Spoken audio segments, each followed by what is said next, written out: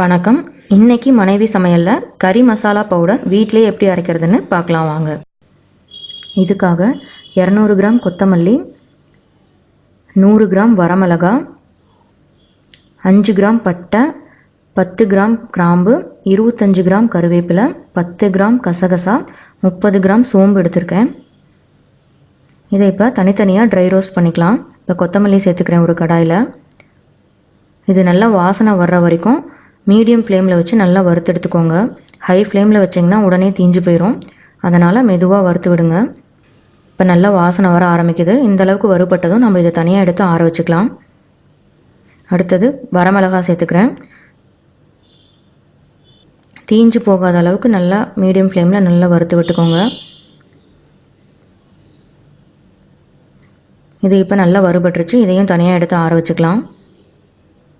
அடுத்தது கருவேப்பிலை சேர்த்துக்கிறேன். கருவேப்பிலை ஒரு நாள் நான் வெயிலில் வச்சு காய வச்சு எடுத்திருக்கேன். அப்போ தான் அதோட ஈரப்பதம் போகும். இதை நல்லா இன்னும் ட்ரை ஆகிற வரைக்கும் நல்லா வறுத்து வச்சுக்கோங்க. இது நல்லா வறுபட்டுருச்சு. இதையும் தனியாக எடுத்து வச்சிடலாம். அடுத்தது சோம்பு சேர்த்துக்கலாம்.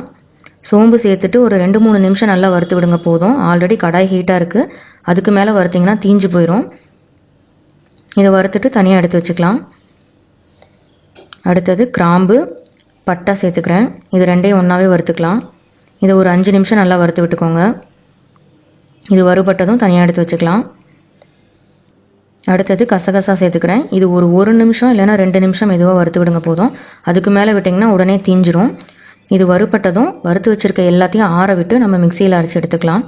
நீங்கள் ஒருவேளை அதிகமாக தேவைப்பட்டது அப்படின்னா நீங்கள் எல்லாத்தையும் தனித்தனியாக இதே மாதிரி வறுத்து மிஷினில் கூட அரைச்சி வச்சுக்கலாம். நான் இப்போ கம்மியாக எடுத்ததுனால மிக்சியிலே அரைக்க போகிறேன். இப்போ மிக்சி ஜாரில் வறுத்து வச்ச வரமிளகா, கருவேப்பிலையை சேர்த்துக்கிறேன். இது கூட பட்டை, கிராம்பு, கசகசா சேர்த்துக்கலாம். இதை கொஞ்சமாக அரைச்சிட்டு அதுக்கப்புறமா கொத்தமல்லி சேர்த்துக்கலாம். இப்போ இது இந்த அளவுக்கு அரைபட்டுருச்சு. இது கூட கொத்தமல்லி, சோம்பு சேர்த்துக்கிறேன்.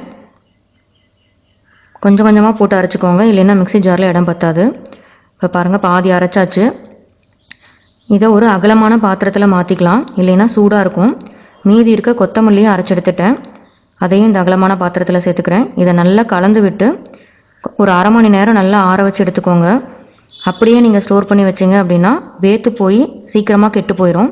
அதனால் ஒரு அரை மணி நேரம் நல்லா ஆற வச்சதுக்கப்புறமா ஒரு ஏர்டைட் பாக்ஸில் போட்டு ஸ்டோர் பண்ணிக்கோங்க. வேணுங்கிறப்ப யூஸ் பண்ணிக்கோங்க. இது நான்வெஜ் குழம்புக்கு எல்லாத்துக்குமே சூப்பராக இருக்கும். கண்டிப்பாக செஞ்சு பார்த்துட்டு எப்படி இருக்குன்னு கமெண்ட்ஸில் சொல்லுங்கள். இந்த வீடியோ உங்களுக்கு பிடிச்சிருந்ததுன்னா மனைவி சமையலை லைக் பண்ணுங்கள், ஷேர் பண்ணுங்கள், சப்ஸ்கிரைப் பண்ணுங்கள். கூடவே பக்கத்தில் இருக்க பெல் பட்டனையும் மறக்காமல் ப்ரெஸ் பண்ணிவிடுங்க. அப்போ தான் நான் போடுற வீடியோக்கான நோட்டிஃபிகேஷன் உங்களுக்கு உடனடியாக கிடைக்கும். தேங்க்யூ.